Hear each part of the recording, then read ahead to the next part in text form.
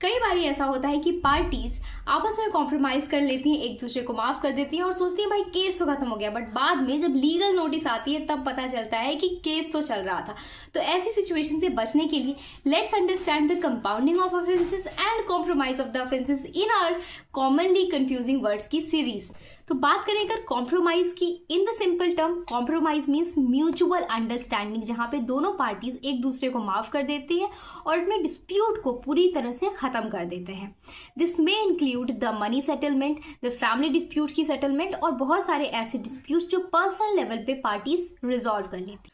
लेकिन वहीं अगर हम कंपाउंडिंग ऑफ ऑफेंसेस की बात करें तो ये कुछ स्पेसिफिक ऑफेंसेस के लिए होता है जो कि सेक्शन 359 ऑफ BNS में स्पेसिफिकली मेंशन किए गए हैं। तो अगर ये सारे ऑफेंसेस में से कोई भी ऐसा ऑफेंस है तो इसे आप सिर्फ कोर्ट की परमिशन के साथ ही सेटल कर सकते हैं, या फिर कुछ ऐसे पर्टिकुलर ऑफेंसेस भी हैं जहां पे कोर्ट की परमिशन नहीं होती है।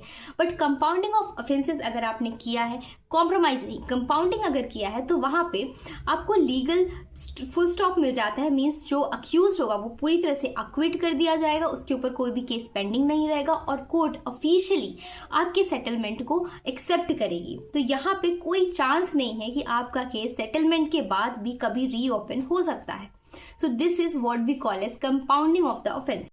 तो इसलिए सिर्फ कॉम्प्रोमाइज करना might be a risky thing, और ऐसे सिचुएशंस में आपकी जो सेटलमेंट पेपर्स होंगे, आपके जो स्टैम्प पेपर्स होंगे जिसमें आपने रिलाई किया है, दे विल बी यूजलेस। और इसलिए एज अ प्रिकॉशन हम अपने एडवोकेट से हमेशा पूछिए कि the offence which we are going to settle क्या वो कंपाउंडेबल है या फिर सिर्फ कॉम्प्रोमाइजेबल।